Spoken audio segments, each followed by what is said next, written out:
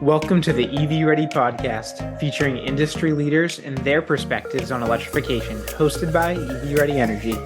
Hey everybody, this is Chris Nihan of EVready Energy, and welcome to the EVready Podcast. Today I'm happy to have on John Beath of JBE Consulting, the CTO and Chief Technical Director. John, thank you for taking the time. Thank you for having me on. I'm looking forward to an interesting discussion. Yeah, look, so you're in the sustainability space tied to energy in general. And I was excited to talk to you because for me, this isn't something our company does. I think it's hard to quantify this, hard to understand exactly how it fits into the puzzle. And so maybe first, if you can start off, give us your background, the story about how the company got started, and kind of what the goal of the company is in general. Great.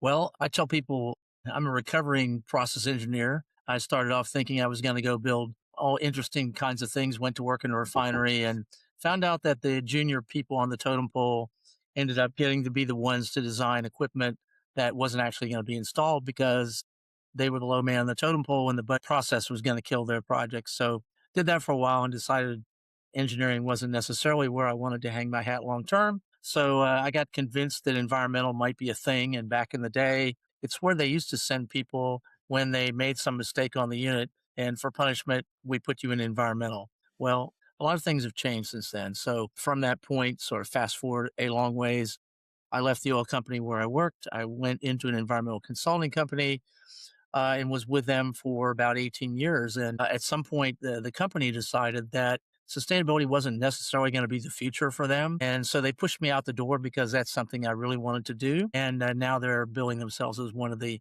most progressive sustainability companies there is, which I find quite ironic. Nonetheless, our company was organized when I was sort of pushed out the door. So 11 years ago, I formed the JBE company. It was just me. I had no plan, had no idea how to run that business. And it grew from me to, at our heyday, probably about 30 people. And we definitely were organized around the premise that we wanted to do environmental and sustainability sort of as a balancing act and to try to kind of bring those two things together. The traditional environmental practice is complying with regulations, doing what the government makes you do for the most part. Sustainability is completely different. It's voluntary, it's peer pressure, it's market share driven, all of those sorts of things. So completely different. But my premise around the company was we want to build a company that is all the things that I really didn't like about working for a big company. And so our premise was to build a company that basically would allow our employees to work on what they wanted to work on, when they wanted to work on it, and even where they wanted to work on it.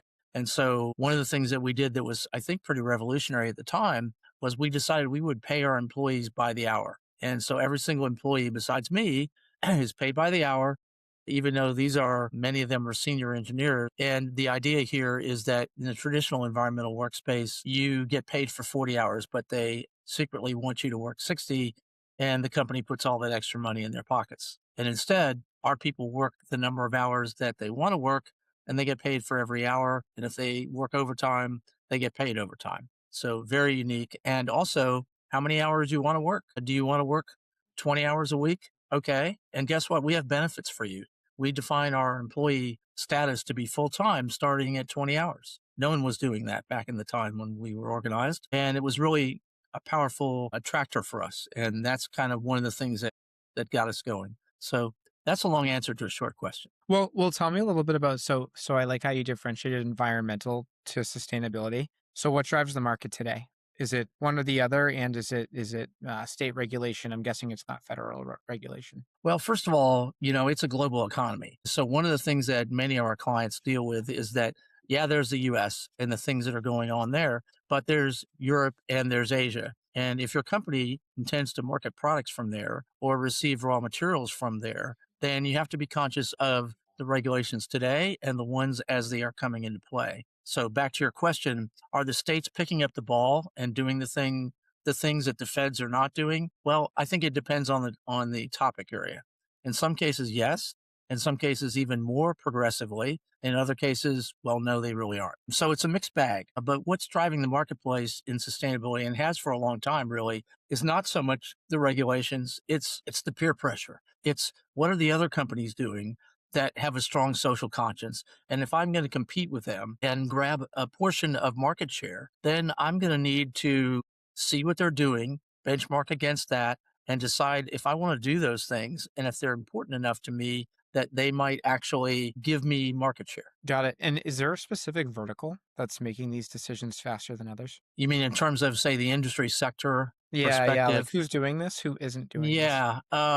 Well, there are two broad classes. First, there are manufacturers that are consumer facing and that believe their consumers have a voice and interest. And that marketplace is unstable. Sometimes it's a lot, sometimes it's not so much. But the one that actually is surprising and a little bit more stable are the companies that are business to business, and they create a product that they sell to another product, say a part for a car or the steel that goes into a building or whatever it might be. What they're experiencing is the companies that are buying their product are increasingly coming to them and they're asking for their sustainability plan. They're asking for their footprint, and they're even starting to make procurement decisions increasingly based on those things. If that B2B company hasn't even done the measurement, they run the risk of being told, well, sorry, come back to us when you have. That's not happening universally, of course, but it is happening to a surprising extent. So, John, you developed a tool for bus manufacturers that allow those manufacturers to compare older fleets versus newer, more sustainable fleets. Can you talk a little bit about that solution, how it came about, how you developed it, and how it helps customers? I can, but first I have to clarify that this was made by a specific manufacturer for that specific manufacturer's buses. So it would be a bit of an extrapolation to say that any bus manufacturer could use it. For one thing, they're not making it publicly available, so they couldn't. But beyond that, it is specific to the exact materials the bus is made of, and how the engines actually have been tested to perform. There actually is a bus testing facility in Altoona, Pennsylvania, that does bus testing and tests almost every commercial bus, at least the ones that are in public service in any way. They're required to go through that emissions testing program. But the way this opportunity emerged, there's a bus company that makes a large portion of the electric buses that are made in the U.S., but they also make conventional diesel buses.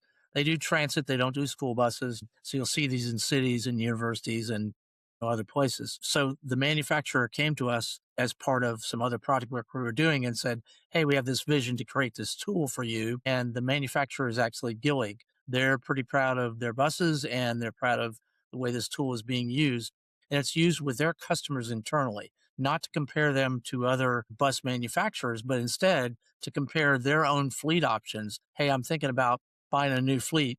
What kind of stuff should I consider when I'm going to buy that fleet? So they make diesel, hybrid, CNG, and electric vehicles.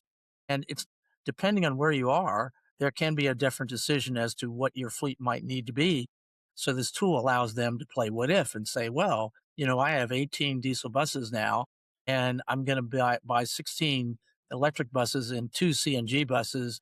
So what would that footprint look like? So that creates a footprint for them to be able to share that. And when that's done, they can play what if with it and say, oh, well, you know what? Maybe the idea of buying those CNG buses wasn't so great. What if I made those EV buses? How would that change? So we worked with the people in the manufacturing facility. This is a cradle to grave footprint that looks at raw materials. It looks at the manufacturing process in great detail.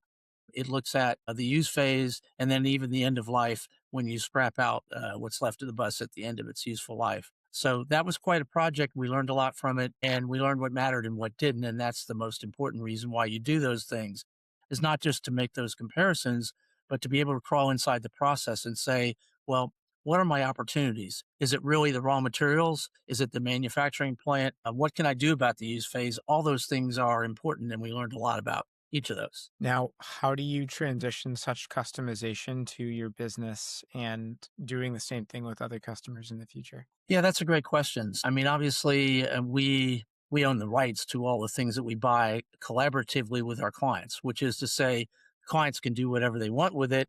We can also do what we want with it, except the data that we create, is not portable to another setting. We would have to create that same data, the sales pitch, if you will, to that other consuming entity, whether they make buses or cars or pickup trucks or whatever they do, is that we've already been down that highway. We already have a frame. We already know where to collect the data. We already know how to analyze it. We already know where the fuel efficiency data is coming from, all those things. So there is a great benefit from engaging somebody who's already been there. That's what consulting is. That's what consultants do. So that's the incentive. And in that, like in your experience, like where do you think the most savings can be had or where you can become the most efficient? Well, it's funny. People point to the lithium ion battery as the bad guy and the reason that everything revolves. And while it's important, it definitely is not the whole battle and not even close to the whole battle. And that's the first thing you learn right off the bat is broaden your horizon, look at more things than just that. And then you might say, obviously, well, so then what? Well, the way the use phase goes about is definitely interesting. And there are two key parts. Where am I going to, let's say I'm contemplating an electric bus.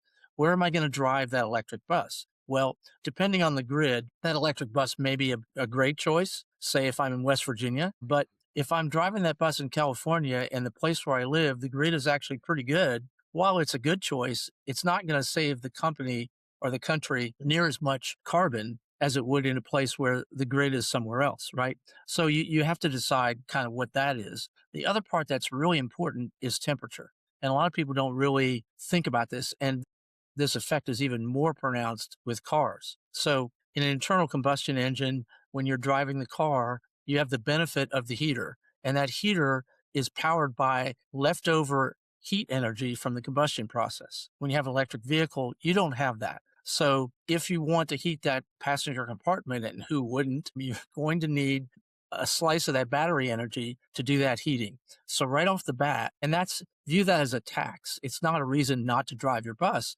but it's going to be a tax on your cruise range per charge of that vehicle. It's just one of those facts of operation. But what it says is, if I want to get more bang for my buck, I'm better off in a warmer climate than I am in a cooler climate because then have more of a trade off. So those are the kind of things you think about. The use phase definitely dominates. Anytime you're talking about using fuel, that's important. But this helps you put the perspective into place and help you understand what raw materials are more important than others. Is the battery really the whole thing? Well, no, it's really not. Yeah, yeah. It's not surprising to hear you say that it depends on like the electric utility and where the energy, how the energy is being produced and whatnot. What would you say are some of the regions where the use cases are optimal? So we actually did a study for an oil company on the East Coast, and because they were interested in where they market their fuel. And so we did compare in a pretty detailed fashion 20 states on the Eastern Seaboard. And what we experience is just what you would think. If you know what the makeup of the grid is, and EPA has lots of published data on that, obviously you're looking for states where there's more renewable energy in the grid, there's less coal. Natural gas is kind of a coin flip in the middle, but you can get a report card really easily without spending a lot of money on a study to get that data available. Just go to EPA's eGrid, look at the grids in the states and how they map out, and you'll get some idea right off the bat on where you are. Now, another thing that's not lost on people is that buses do a lot better when they're going faster. So if you're going to put a bus inside New York City, it's not going to perform as well, regardless of what the fuel is, than it will in a place where it gets to go faster for longer. So if you have a residential scenario or you have an interurban scenario where the bus is going back and forth, that bus is going to perform differently. So in that region, what is your population made of? Are the buses going to be going 15 to 20 miles an hour all day? Or do they get a chance to go faster sometimes? Yeah, yeah, yep, yeah. That makes sense. Tell us about your book. Like, how'd your book come about? What was your goal with the book? What is it? Where do people find it? Well, there are so many people that have made an attempt to analyze electric vehicles and when they work and when they don't, and how beneficial they might be. And I can mention some specifics around that. But the motivation for the book was to try to create a methodology that says, okay, if you're going to do this analysis, what are all the things that you should consider when you do that, so that we have a level playing field and we don't have people that are coming into the space with an agenda where they want to prove electric vehicles are bad, or they want to prove that they're good, and they just round up the facts that support what their case is without necessarily having a balanced scientific objective view of it. And so the goal of the book, and it's really short, is to just give you a methodology for all the things that you might think about. And that is, when you look at the sticker of an electric vehicle, you're going to see how it performs on the roadway. But there's one important piece that's not going to tell you, and that's how it performs in your garage. Well, your electric vehicle has to be charged within a certain temperature range. And if that vehicle is too hot or too cold, then you're either going to get a fan or a heating element that's going to be engaged in your vehicle as part of the charging process. So now you're paying a tax that is part of the electrical burden that your car has, but it's not in the miles per gallon, if you will, on your sticker because Totally. it doesn't happen on the road. So the moral of that story is you want to pay attention to where your charging is. And if your charging is only happening outside in Chicago, that's going to be a factor for you. So for those of us that live in the South, what I did was I've been driving a plug-in hybrid for more than 10 years, and I have an insulated garage. So that means that my charging is going to be much more optimal, and I'm going to spend less energy heating up my van just so I can charge it. Yeah, at the beginning of my career, seeing a 100 kilowatt hour battery and how different it performed in different vehicles, depending on circumstance, was always wild to me. And you saying that in such layman's terms is probably like pretty helpful for people to understand why. So thanks for saying it. Where can we find your book and what's the name of it? The book is it's actually LCA 102, and then it has a byline after that. But that's the part that you can remember. So if you just search for my name and you see LCA, which stands for Life Cycle Assessment 102, it's self-published on Amazon for a ridiculously low price. But if you want to get it for free, then you can go to our website and fill out a form, and you can download it directly from there. Cool. And then just last is like a call to action. Like if people are looking to learn more about what you do or work with you, what should they do? Well, obviously they can reach out to us, by filling out a form on our website, and a lot of folks do. We present at seminars and workshops, and occasionally do some webinar things ourselves. But just the direct reach out is probably the easiest way, and we're happy to talk to all kinds of companies that have all kinds of needs. We work from startups all the way through Fortune 100 companies that we support with lots of different things that we do. But carbon footprinting, life cycle assessment, that's at the center of what our company does. And a lot of our work revolves around that. And many of our people have been in that space for 10 years or more. And I've actually been in that space for 20 years. So having a company that is staffed by people that have really been there, done that, and it's not just people right out of school trying to figure it out, can make a big difference in the results that a company may experience. Yeah. Awesome. Well, thanks so much for taking the time and joining the podcast. All right. Well, thank you very much for having us. And let's all try to stay sustainable as best we can.